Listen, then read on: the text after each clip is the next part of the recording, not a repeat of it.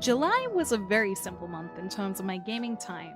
I've been trying my very best to conquer the difficult tactical JRPG God War's Future Past, and have also been trying not to get distracted so I actually finish it because it's taking a bit of time. I touched a few of my favorite console games when I needed a break, and I also logged into some new and old mobile favorites to get some character rewards and be reminded that I'll never have enough time to truly conquer them. Although it was a straightforward month of JRPGs, I mostly enjoyed what I played, and at the very least having a solid gaming direction, so here are all the JRPGs I played in July.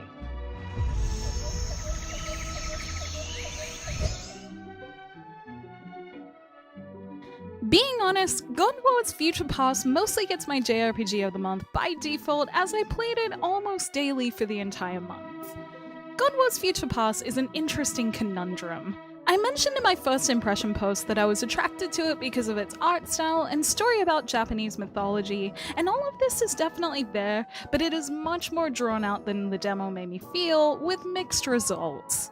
I like the tactical nature of it, and I feel like I've learned a lot about playing well in tactical JRPGs, which I'm honestly very happy about, but the learning curve took a fair bit of time, and battles are intricate enough, but slow moving in general.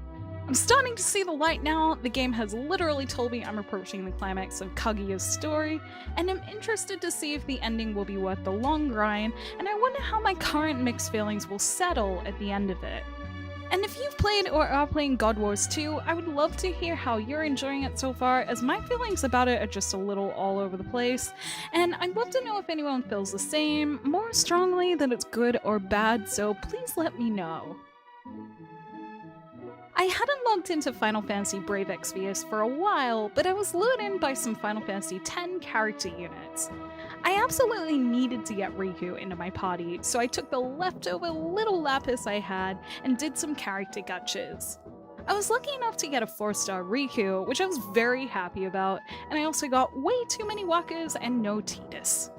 I rolled for these and didn't actually play any Brave Exvius, which is a little unfortunate because I think I have another island to explore, but maybe at some point I'll actually get some time to level them up and work on the story again.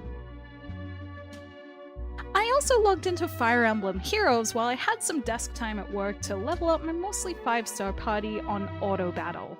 It was mostly uneventful, although I had a somewhat awkward moment at work where Samatiki, as beautiful as she is, came up on my screen and made me promptly put my phone away just in case the boss noticed and asked why fantasy bikini girls kept popping up on my screen.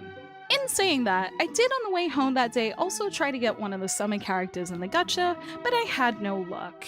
I don't actually know what their stats are like. I'd just forgotten that these character styles existed and wanted something limited, but maybe it's for the best I didn't get one since I mostly play Fire Emblem Heroes at work and would like to keep it that way. I played a little Final Fantasy 15 at the beginning of the month because I wanted to try the Regalia D I heard people on Twitter and in the comments saying was pretty fun. I think I find snowboarding in Episode Prompto more fun because of the different area, but I like the gimmick of the Regalia D, even if I'm not so good at driving it. I also did a bit more recipe hunting, and while there were no weird Ignis glitches this month, I had fun running around the map finding new recipes as usual. I played Persona 5 both for fun and for capturing footage from my Persona 5 dungeon video, which is always nice as I'll take any excuse to play Persona. I'm still in my second playthrough and just cleared the second dungeon and got Best Boy Yusuke in my party. I haven't spent as much time as I would have liked to on my social links, so I'm hoping to dedicate a day to this once I finish God Wars for a break before getting back into other stuff. As a side note, sometimes I think about the 8 months I played Persona 4 Golden when I got my Vita years ago, and honestly wish I had the time to do this with Persona 5 too.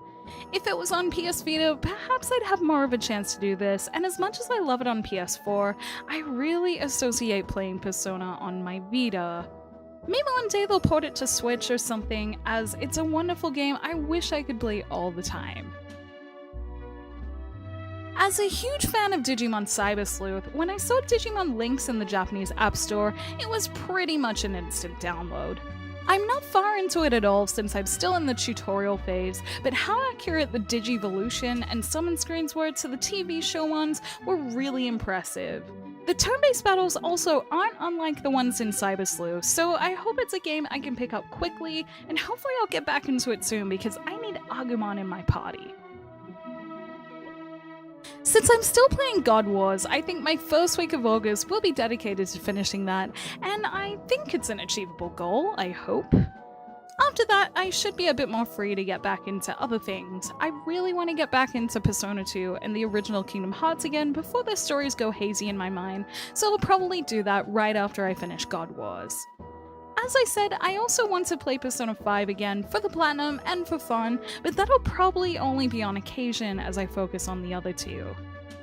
And if I'm lucky and finish Kingdom Hearts in August, I would love to play Final Fantasy XII: The Zodiac Age, which was my original plan for this month. My boyfriend was kind enough to buy it for me last week, but since I only like intensely focusing on one game at a time, it's sitting on my shelf staring at me. I really hope I can play it soon, and with September looking bare until the later half of it, maybe I just can.